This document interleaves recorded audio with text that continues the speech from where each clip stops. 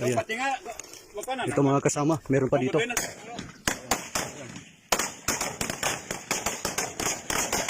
Ito mga kasama ang sitwasyon dito ho. Meron pa doon sa kabila. Sa kabilang pulang.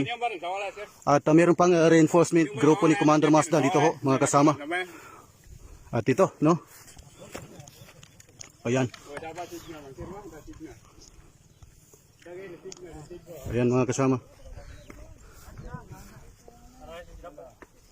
Meron pong baril dito mga kasama na iwan po. Andito. Isa pong barit ang naiwan dito sa itong ano ba itong tawag dito? Itong sa pintuan, no? Naiwan po ang isang barit dito. Ayan po, meron pa pong manakanakang putukan sa kabila. Nagre-response pa po sila dito mga kasama. Ayan yan. Rumesbak yung doon sa kabila.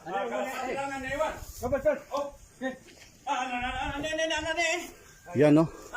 Dalawa na po ang naiwan dito mga kasama na mahabang kalibre ng baril. Ito pong sinasabi nilang barit. Mga kasama, yan. Barit po. At ito, malaking butas po dito na tinamaan po ng M79. Ayan. So dalawa po yung na-recover dito na barit.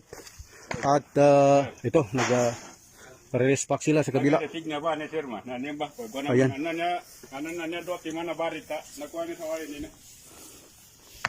Ayan.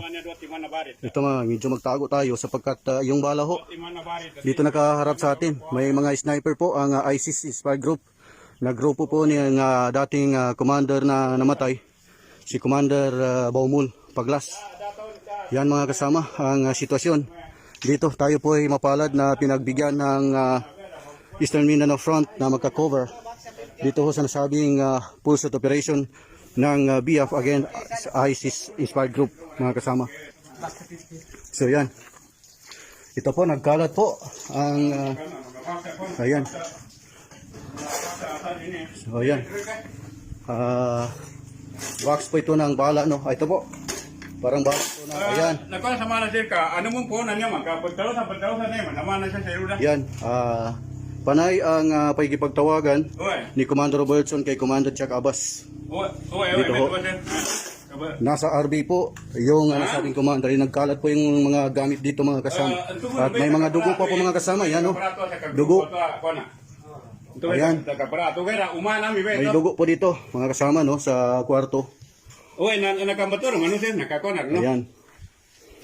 So napasok na natin itong nasabing target na bahay. Pero ayon dito sa mga commander ng BF ay tuloy ang kanilang pulse operation.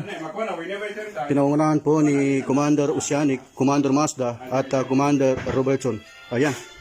Mga kasama, no? Ito po yung mga captured dito. Dalawang, ayun. Yung isa, tila tinamaan ito, naputol. Ito yung empty na to. Wala nang laman. Ayan, si Commander Brando. Nandito ho. Yan po yung sitwasyon dito. Mga kasama nakakapagod. Kanina pa kami tumatakbo, crawl, ganito ang sitwasyon dito mga kasama. So ito no. Ito po yung tinamaan ng bala. Ayan no. At dito po M79. Ito yung nakuha natin ng video kanina na M79 na sumabog. Ayan. Ito mga kasama.